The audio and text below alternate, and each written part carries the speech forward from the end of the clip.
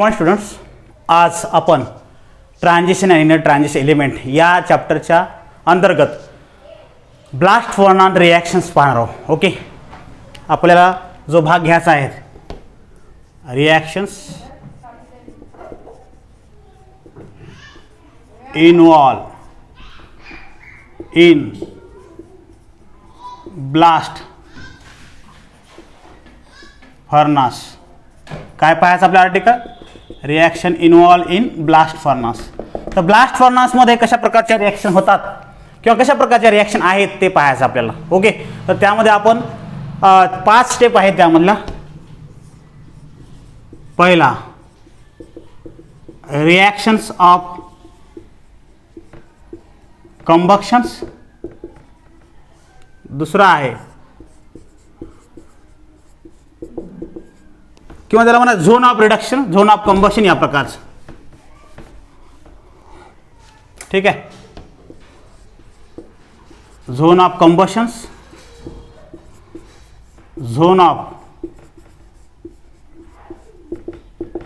रिडक्शन्स, त्यानंतर zone of slag formations. Okay, त्यानंतर चौथा झोन ऑफ फ्युजन्स आणि पाचवा रिफायनिंग. ठीक आहे, या प्रकारच्या रिॲक्शन्स किंवा या प्रकारच्या रिॲक्शन जे झोन आहेत ते आपल्याला ब्लास्ट फर्नासमध्ये पाहायचे आहेत. मग या प्रकारच्या 5 मेथड आहेत किंवा 5 झोन आहेत, त्यामध्ये एक एक पार्ट पाहायचा आपल्याला. पहिला आहे झोन ऑफ कंबशन. तर झोन ऑफ कंबशन म्हणजे ब्लास्ट फर्नासची डायग्राम आहे. त्या डायग्राममध्ये झोन ऑफ कंबशन या झोनमध्ये कोणती क्रिया होते ते पाहायचे. तर झोन ऑफ कंबशनमध्ये आपल्याला एक एक पॉईंट घ्यायचा. तर 5 पैकी आपण पहिला डिस्कस करू, ज्यामध्ये तो पहिला जो आहे झोन ऑफ कंबशन्स. ओके, पहिला कोणता आहे? Zone of combustions. या झोन ऑफ कंबशनमध्ये कंबशन होण्यासाठी म्हणजे फ्यूलचं कंबशन होण्यासाठी काय आवश्यक आहे, कोणता फ्यूल आवश्यक आहे ते चालू आहे, ते आपल्याला पाहायचं. तर यासाठी कार्बन हा फ्यूल इथे यूज केला आहे, म्हणजे चारकोल या प्रकारचा. तर यामध्ये कशी रिॲक्शन होते पहा.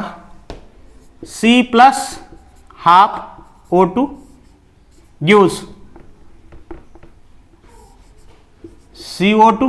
यामध्ये ही रिॲक्शन कशी झाली? कार्बन एक आहे, इकडे एक आहे, ऑक्सिजन 2 आहेत, पण 2ला हाफनं डिवाइड केलं म्हणजे ऑक्सिजन 2ला हाफनं डिवाइड केली की 1 होतो. ठीक आहे, ओके, 2ला जर डिवाइड केलं 2 तर 1 होतो, म्हणजे कार्बन मोनॉक्साईड इथे गॅस अशा प्रकारचा तयार हो.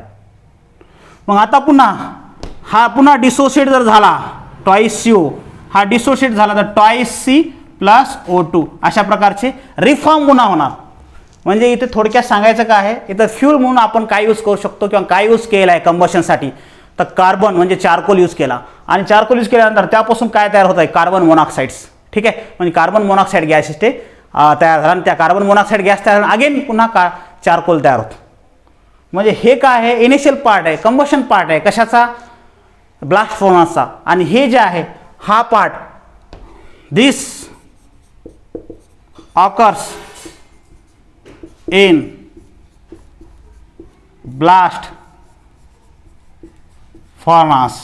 दिस ऑकर्स इन ब्लास्ट फर्नास. ठीक है, एट हाइट ऑफ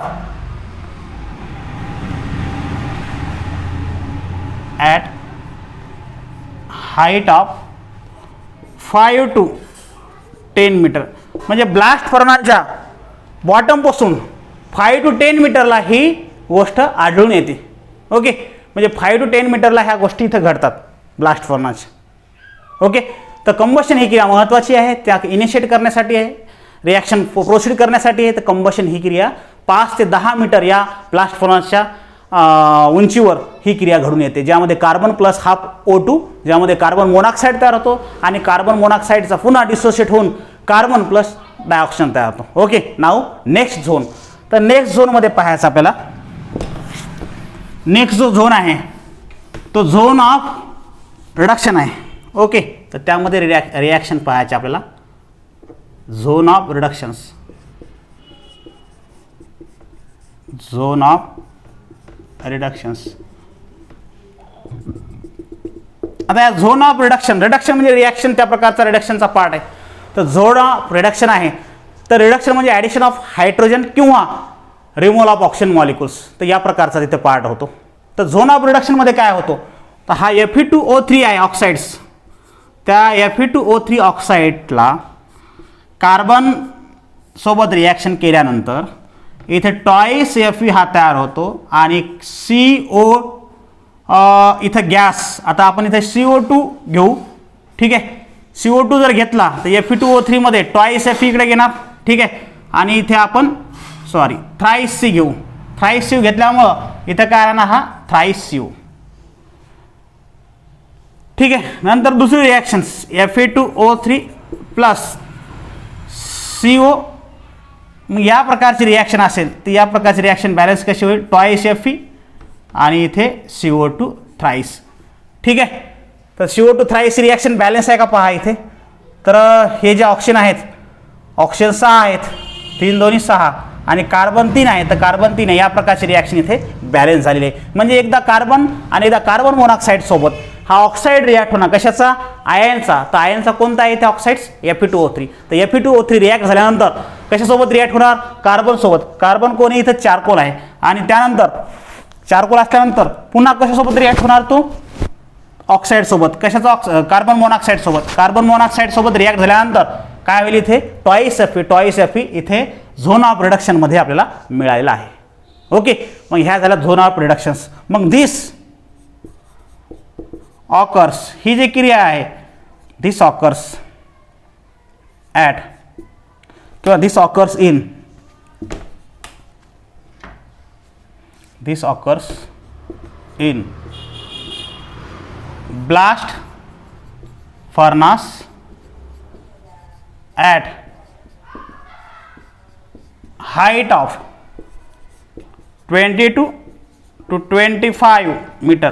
म्हणजे सी रिॲक्शन जे आहे किंवा झोन ऑफ रिडक्शन्स आहे, तर झोन ऑफ रिडक्शन 22 ते 25 मीटर हाईट बॉटम बसून कशाची, ब्लास्ट फर्नासची, त्या हाईटवर ही रिॲक्शन्स किंवा ह्या रिॲक्शन्स ऑकर्स होतात, ज्यामध्ये Fe2O3 हा आयर्न ऑक्साईड कंटेनिंग जो कंपाऊंड आहे याच्यासोबत कार्बन जे सबस्टन्स हा रिॲक्ट होतो आणि त्या प्रकारचा आयन तिथे मिळतो. त्यानंतर Fe2O3 आहे पुन्हा कार्बन मोनॉक्साईड सोबत रिॲक्ट होतो आणि आयन हा मिळून जातो. ओके, नाव थर्डमध्ये जे आहे zone of fusions, okay zone of slag formations.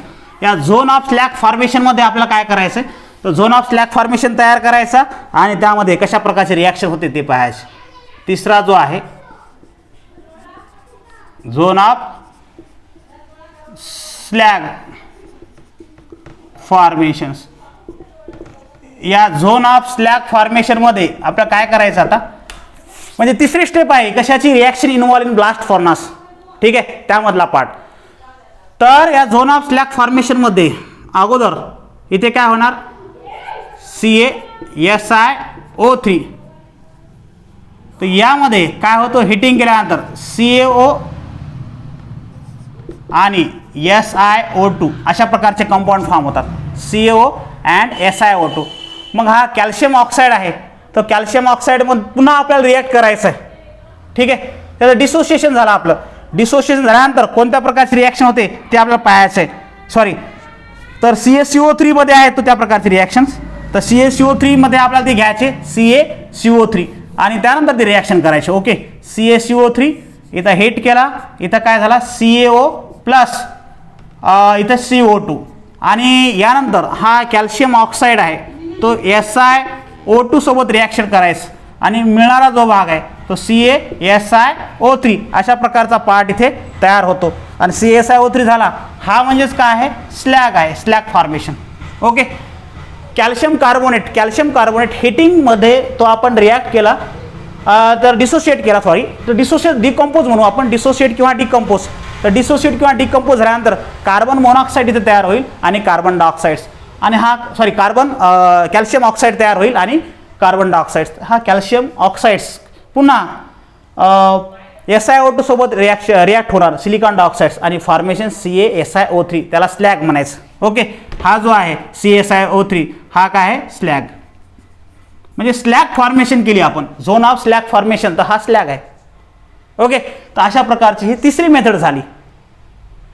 मग त्यानंतर आता ही मेथड जी आहे, दिस ऑकर्स इन ब्लास्ट फर्नास, ही सुद्धा ब्लास्ट फर्नास मध्ये आढळते. ठीक आहे. ॲट हाईट ऑफ 20 मीटर, म्हणजे 20 मीटरमध्ये बॉटम पासून ब्लास्ट फर्नासच्या 20 मीटर हाईटवर ही रिॲक्शन आढळल्या जाते. ओके. तर अशा प्रकारचा हा तिसरा झोन झाला. आता आपल्याला त्यानंतर नेक्स्ट झोन पाहायचा आहे. तो नेक्स्ट झोन जो आहे तो झोन ऑफ फ्युजन आहे. स्लॅग फॉर्मेशन झाला, आता झोन ऑफ फ्युजन्स. चौथा जो आहे तो आहे झोन ऑफ फ्युजन्स. या झोन ऑफ फ्युजनमध्ये काय होणार, यामध्ये रिॲक्शनचा पार्ट एवढा नाही झोन ऑफ फ्युजनमध्ये, परंतु थेरॉटिकल पार्ट मात्र त्या पद्धतीचा आहे. त्या झोन ऑफ फ्युजनमध्ये आपल्याला काय होणार की पहिला पार्ट झोन ऑफ फ्युजनमध्ये सुरुवातीला म्हणजे मोल्टन मेटल जो असतो त्याला स्पॉन्गी आयर्न, ठीक आहे. जो स्पॉन्गी आयर्न असतो तो स्पॉन्गी आयर्न काय करतो, इट स्पॉन्गी आयर्न, ठीक आहे. तर स्पॉन्गी आयर्न जो आहे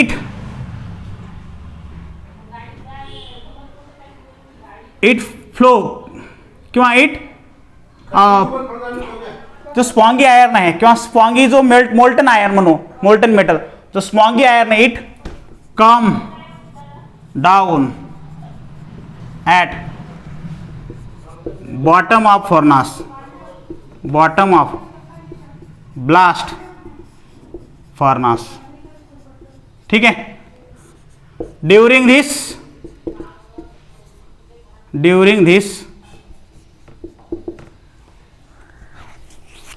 this it combines with carbon and silicons like element. Carbon आणि सिलिकॉन या एलिमेंट सोबत तो रिॲक्ट होतो, कंबाईन होतो. त्यानंतर ॲट लास्ट मोल्टन मेटल, तो मोल्टन मेटल कोणता आहे, iron, get settle at the bottom, म्हणजे सेटल होतं बॉटमला, and can be remove bye, हे रिमूव्ह कसं करतात, बाय आउटलेट. ठीक आहे. त्यानंतर slag which form on surface of molten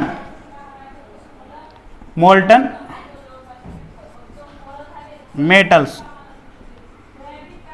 or irons.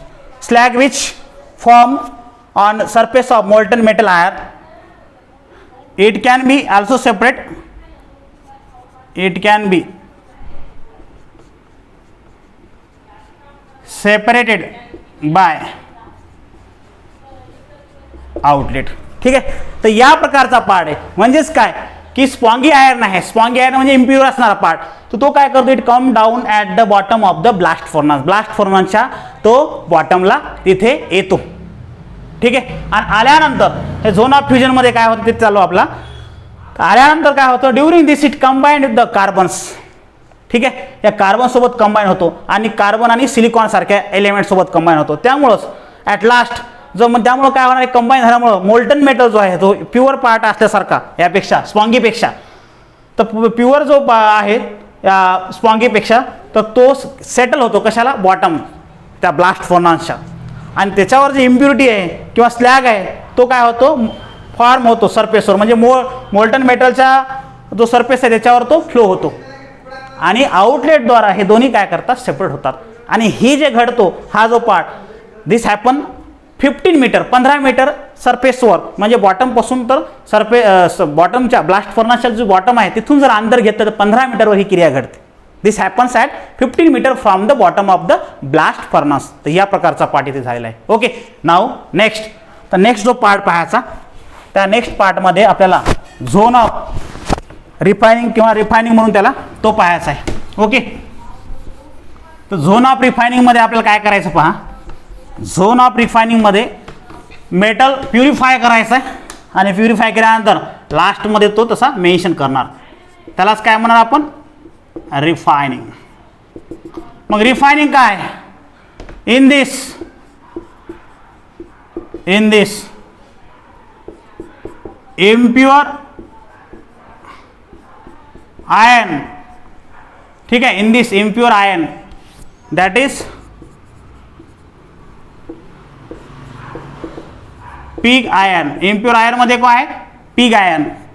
3% त्यामध्ये इम्प्युरिटी असते. ठीक आहे, that is pig iron can be refine.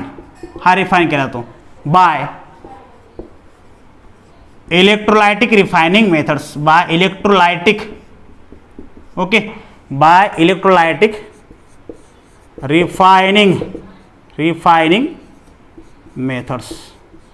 Bye electrolytic refining methods. ठीक आहे, आणि at last pure metal obtain. मग या मेटलचे फॉर्म कोणकोणते आहेत. ठीक आहे, pure metal obtain.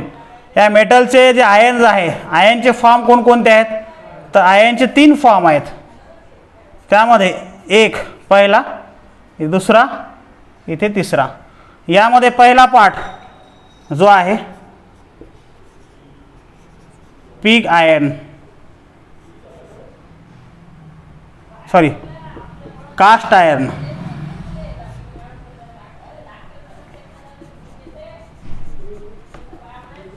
रॉफ्ट iron, pig iron, wrought iron आणि स्टील आयर्न.